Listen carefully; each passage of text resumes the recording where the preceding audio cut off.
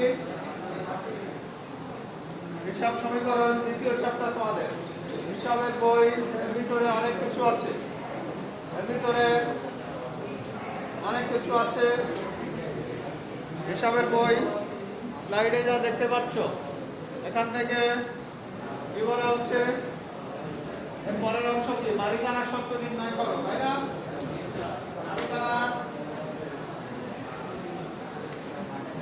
মালিকানার শর্ত নির্ণয় করার মধ্যে দেখো কি দেখা যাচ্ছে, মালিকানার সত্ত্ব বা সত্ত্বাধিকার আছে না, তার সূত্র কি আছে? মালিকানার সত্ত্ব বা সত্ত্বাধিকারের সূত্র ছিল ই সমান সি প্লাস আর। সি মানে ক্যাপিটাল বা মূলধন, মানে তার মানে সি এর মান বসালে মালিকানা সত্ত্ব বাড়বে না কমবে? বাড়বে।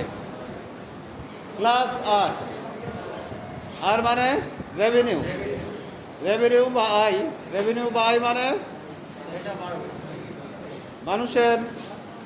মানুষকে সেবা দিয়ে যে টাকা প্রাপ্তি তাকে বলে আয়। ঋণ করা কি আয়ের মধ্যে যাবে? ঋণ করা আয়ের মধ্যে যাবে না, ঋণ করা কিন্তু দায়, বড় ধরনের দায়।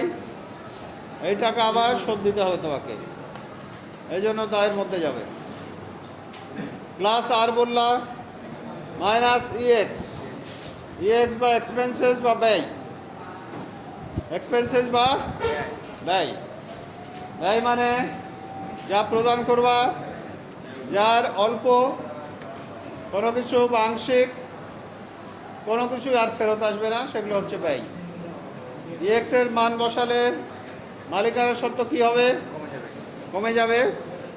এটা খেয়াল রাখতে হবে, ইএক্স এর মান বসালে মালিকানার সত্ত্ব কমে যাবে। তারপরে ছিল ড্রয়িংস, ড্রয়িংস বা উত্তোলন। এই উত্তোলনে মান বসালে কি হবে? মালিকানা সত্ত্ব স্যার কমে যাবে। মালিকানা সত্ত্ব কমে যাবে। এই ড্রয়িংস মানে কারবারের প্রয়োজনে বাইরে নিজের প্রয়োজনে অনেক সময় টাকা উত্তোলন করা হয়, তাকে বলে ড্রয়িংস। মাইনাস ডি হওয়ার কারণে ডি এর মান বসালে মালিকানা সত্ত্ব কমে যাবে, এটা খেয়াল রাখতে হবে। এখন যে প্রথম যে লেনদেন দেখতেছো, এখানে মূলধনের পরিমাণ কত আছে? মূলধনের পরিমাণ 2,91,000। তাহলে ওখানে সি এর মান বসালে কি হবে? মালিকানা সত্ত্ব। সি এর মান বসালে মালিকানা সত্ত্ব বেড়ে যাবে, তাই না? এই জন্য এটা প্লাসে আসছে, মালিকানা সত্ত্ব বেড়ে যাবে, এই জন্য প্লাসে আসছে। তারপর ওই তারিখেই যে পণ্য আসে না, পণ্য নিয়ে আসা হলো, পণ্যটা কি খরচ না সম্পদ? খরচ। তুমি যত টাকার পণ্য নিয়ে আসবে এটা খরচ। ওই ইএক্স এর মান বসালে কি হবে? মালিকানা সত্ত্ব মাইনাস ইএক্স আসছে না, এই জন্য ইএক্স এর মান বসালে মালিকানা সত্ত্ব কমে যাবে। ক্লিয়ার? তারপরে আসবাবপত্রের অবচয়, এটাও খরচ। খরচের কারণে মালিকানা সত্ত্ব কি হবে? মালিকানা সত্ত্ব হ্রাস পাবে। এখানে মালিকানা সত্ত্ব নির্ণয়ে খেয়াল রাখবা, মালিকানা সত্ত্বের যে ইকুয়েশন, সেখানে কোনো সম্পত্তি আসবে না। মালিকানা সত্ত্বের ইকুয়েশনে কোনো সম্পত্তি আসবে না, কারণ মালিকানা সত্ত্বের ইকুয়েশনে কি সম্পত্তি আছে? কি আছে? সি সমান কি আছে? ই সমান আছে, ই বা ওই সমান সি প্লাস আর মাইনাস ইএক্স মাইনাস ডি আছে না? এই জন্য এই ইকুয়েশনে কোনো এ নাই, আছে? এ না থাকার কারণে তোমার কি হবে? এ কোনো কিছুই এখানে আসবে না মালিকানা সত্ত্ব নির্ণয়ের মধ্যে। তারপরে কি বলা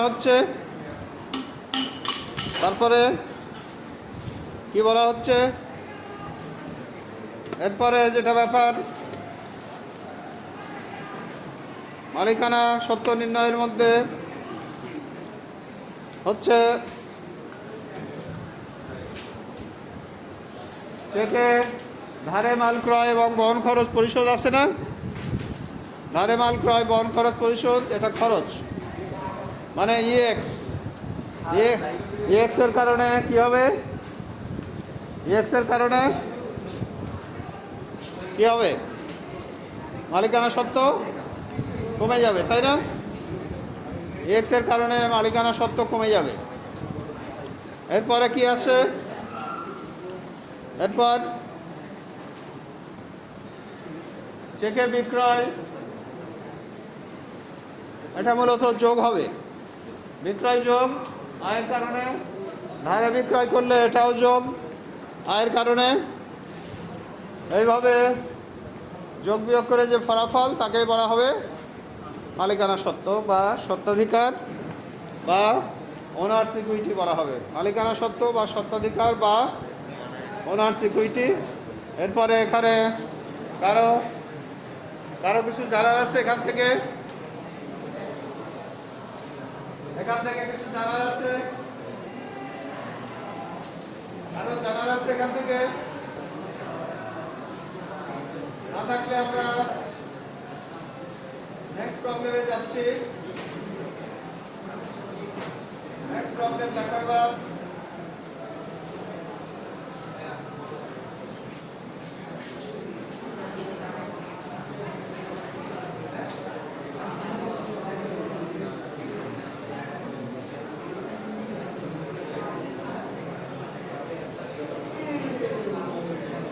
এবার নেক্সট প্রবলেম দেখতে পাচ্ছ? নেক্সট প্রবলেম থেকে এবার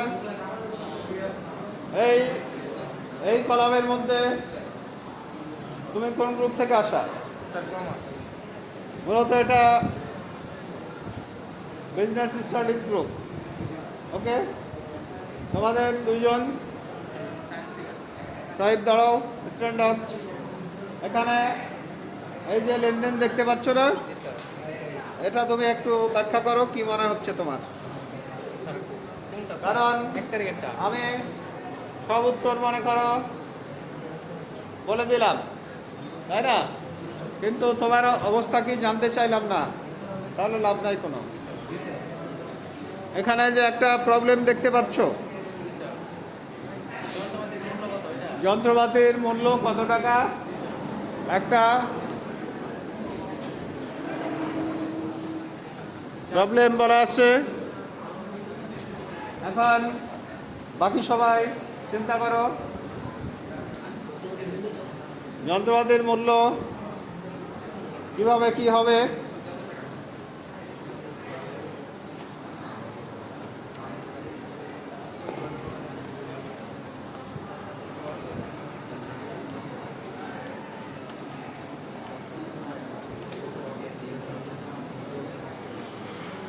কি মনে হচ্ছে তোমার? হ্যাঁ, এদিকে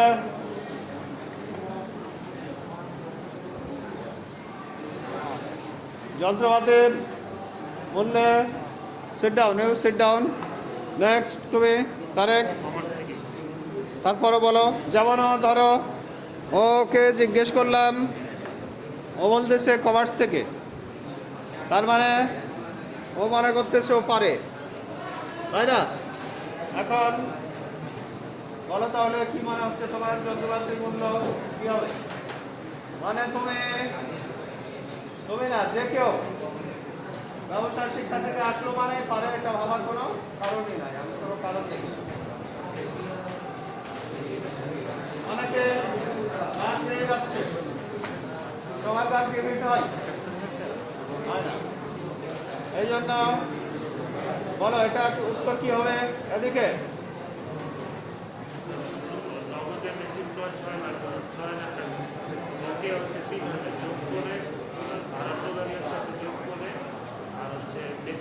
কোন ভাড়া প্রদান, মানে যন্ত্রপাতির মূল্য কত দাঁড়াচ্ছে তোমার কাছে? এদিকে সহজ কথায় 17,000 ও বলছে যন্ত্রপাতি। এদিকে যন্ত্রপাতির মূল্য 17,000। এখানে মূলত হবে যন্ত্রপাতি ক্রয়ের পরিবহন ভাড়া 4,000, নগদে মেশিন ক্রয় 6,000, বকেয়া 3,000। তাহলে কত? 4 আর 6 10 আর 3 13, আর বকেয়া মেশিন সংস্থাপন মজুরি আছে, এটা দিয়ে মেশিনের মূল্য বাড়বে, দিয়ে মোট হবে 17,000।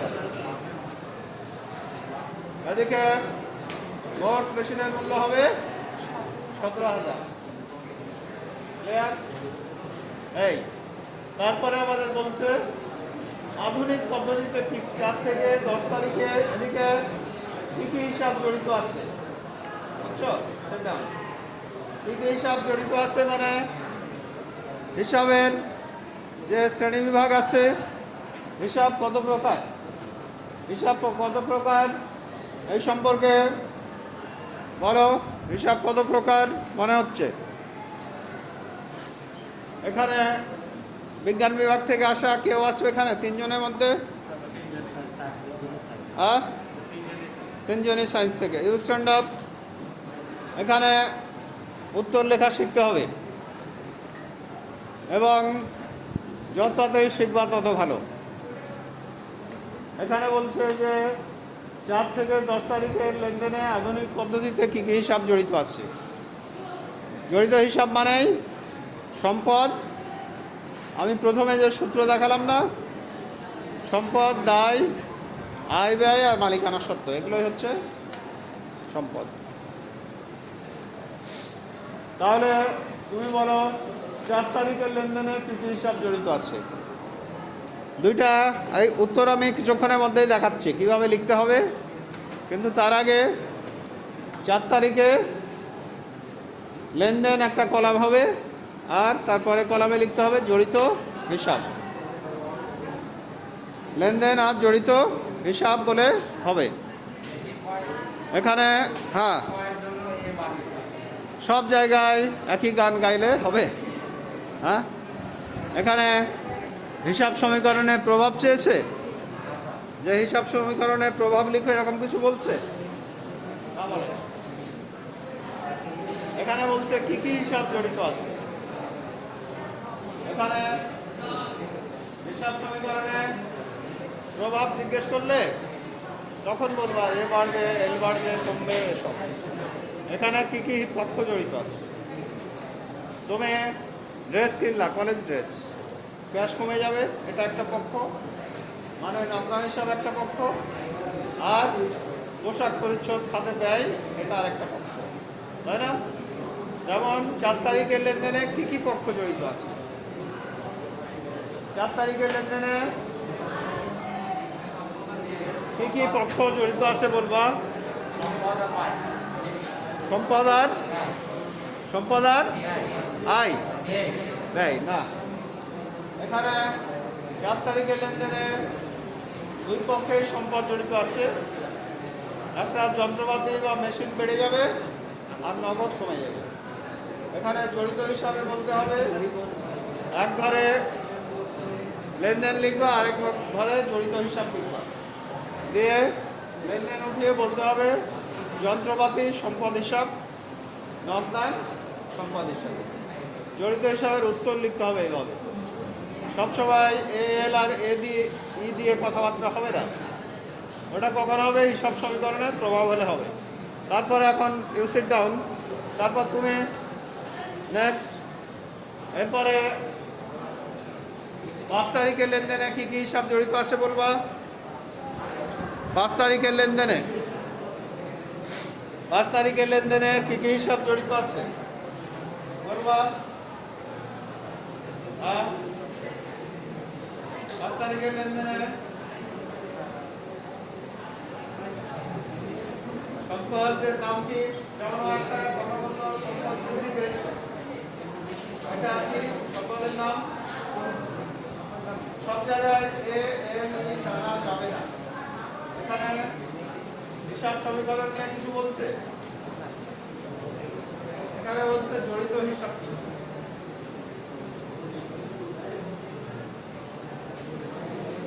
5 তারিখের লেনদেনে যন্ত্রপাতি বেড়ে যাবে মোট। যন্ত্রপাতি একটা পক্ষ লিখতে হবে যন্ত্রপাতি সম্পদ হিসাব।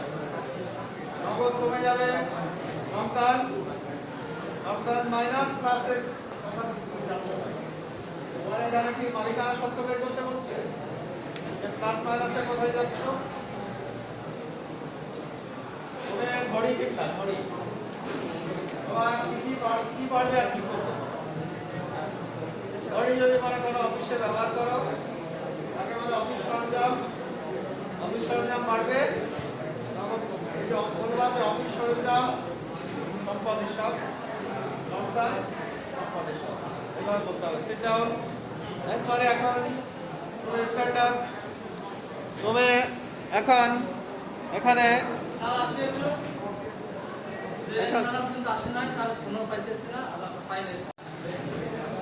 এখন তাহলে তুমি এবার ওয়াসিম তুমি বলো এবার যে 8 তারিখ এদিকে 8 তারিখে কি হিসাব করতে আছে? 8 তারিখে কি হিসাব? 8 তারিখে যেটা সেখানে ন্যূনতম যন্ত্রপাতি করা যাবে, ঠিক আছে। আর বকেয়া যেহেতু আছে পাওনা ঠিক করা যাবে না, বকেয়া বলতে হবে বকেয়া পাওনাদারের মধ্যে পার্থক্য আছে। তাহলে যাদের কাছ থেকে ক্রয় করা হবে, যারা টাকা পাবে তাদের হবে পাওনাদার। এখানে বকেয়া একটা বকেয়া আর এই বকেয়া মানে কি হিসাব? দায় হিসাব। You sit down. Next, মোহিত এবার তুমি বলো 10 তারিখে জড়িত হিসাব কি বলবা? 10 তারিখ নগদান হিসাব, ব্যাংক হিসাব এবং বিক্রয় হিসাব। নগদান হিসাব বলবা, সম্পদ হিসাব, বিক্রয় হিসাব বলবা, আয় হিসাব, আর ব্যাংক হিসাব সম্পদ হিসাব। Sit down. Next, সুলতান এখন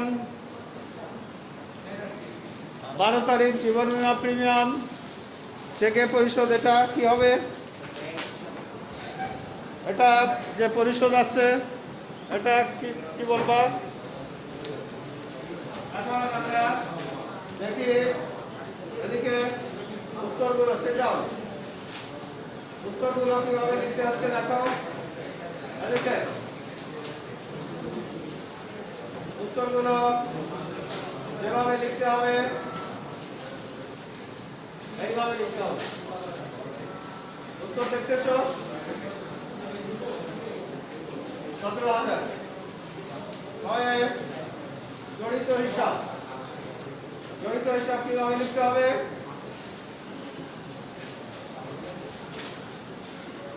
এইভাবে লিখতে হবে। লেনদেন উঠিয়ে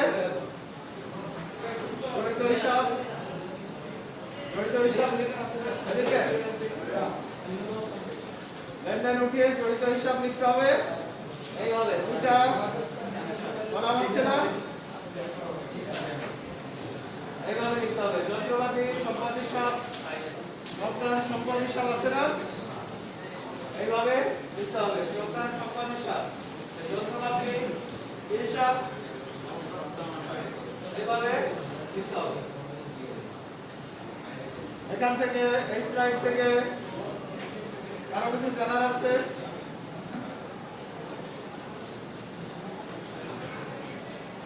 বলো। তারপরে স্লাইডে দেখো ডেবিট ক্রেডিট নির্ণয় করা বলছে, তাই না? ডেবিট ক্রেডিট নির্ণয় করা বলছে না? এর ভিতরে বকেয়া মেশিন সংরক্ষণ মজুরি দিয়ে যন্ত্রপাতি বেড়ে যাচ্ছে, এই জন্য সম্পত্তি বাড়বে ডেবিট, যন্ত্রপাতি ডেবিট। আর সোনালীকে গটিয়াছে। এখন বকেয়া আছে যেহেতু রোদেও খাতে দায় বেড়ে যাচ্ছে, রোদের জন্য দায় বেড়ে যাচ্ছে, এই জন্য ক্রেডিট। এগুলো যখন তারিখের ক্রমানুযায়ী প্রথম শখে লেখা হবে, তখন তার শেখা হয়ে যাবে জাবেদা। তারপরে লেনদেনে বলছে নগদে এবং চেকে বিক্রয়, নগদ ডেবিট, ব্যাংক ডেবিট, বিক্রয় ক্রেডিট। নগদ বেড়ে গেল না, এই জন্য নগদ ডেবিট। চেকে বিক্রি করলে ব্যাংক ব্যালেন্স কি হবে? বেড়ে যাবে, ব্যাংক ডেবিট আর বিক্রয় ক্রেডিট।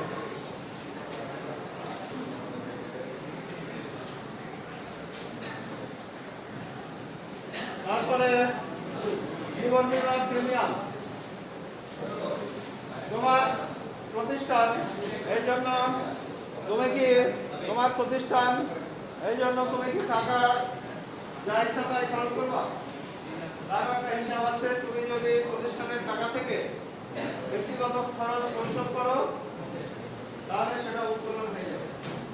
তুমি টাকা দিচ্ছ প্রতিষ্ঠান থেকে, অথবা তোমার ব্যক্তিগত কোনো খরচ প্রতিষ্ঠানের টাকা থেকে পরিশোধ করে দিচ্ছ, তখন আমরা উত্তোলন ডেবিট। নগদে পরিশোধ করলে নগদ ক্রেডিট, চেকে পরিশোধ করলে ব্যাংক ক্রেডিট। নগদ ক্রেডিট আর ব্যাংক ক্রেডিট।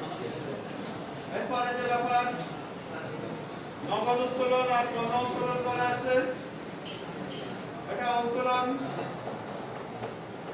মালিকানার সাথে কমে, এই জন্য উত্তোলন ডেবিট। নগদ কমে যাচ্ছে, নগদ ক্রেডিট। পণ্য বাড়লে হয় ডেবিট, ক্রয় ডেবিট। পণ্য কমে গেলে হয় ক্রয় ক্রেডিট। এইভাবে লিখতেছো ক্রয় ক্রেডিট। এখান থেকে যদি কিছু জানার থাকে বলো, এখান থেকে বলো।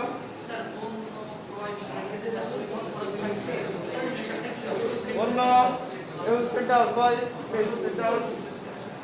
পণ্য যদি কি হয়, পরিবহন খরচটাকে স্যার ওটা কি ক্রয় হিসেবে লিখবো নাকি পরিবহন হিসেবে লিখবো? পরিবহন হিসাবে লিখবা। পণ্য ক্রয়ের সাথে যদি খরচ থাকে ক্রয় পরিবহন লিখবা। বিক্রয়ের সাথে খরচ থাকলে বিক্রয় পরিবহন খরচ লিখবা। এদিকে শোনো, এখন আর কিছু বলবা? আর কারো কিছু জানার আছে থাকলে বলো। তাহলে এখানে স্লাইডে যা দেখতে পাচ্ছ, এটা যখন নির্দিষ্ট শখের মধ্যে যখন তারিখ অনুযায়ী সাজিয়ে লিখবা, তখনই তা হয়ে যাবে কি হবে? জাবেদা। এবার stand up Sanjit, stand up. এখন তাহলে আমাদের যে যা আলোচনা করলাম তার সারাংশ তুমি বলো। হিসাব সমীকরণ থেকে শুরু করে আমরা যা যা আলোচনা করলাম কোন গ্রুপ থেকে আসা তুমি বলো। জোরে বলো, জোরে, বাকিরা যাতে শুনতে পাই। হ্যাঁ,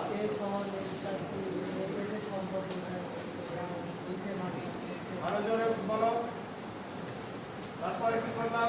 অমূল্য হিসাব সমীকরণ নিয়ে আমরা আলোচনা করলাম প্রথম ক্লাসে, তাই না?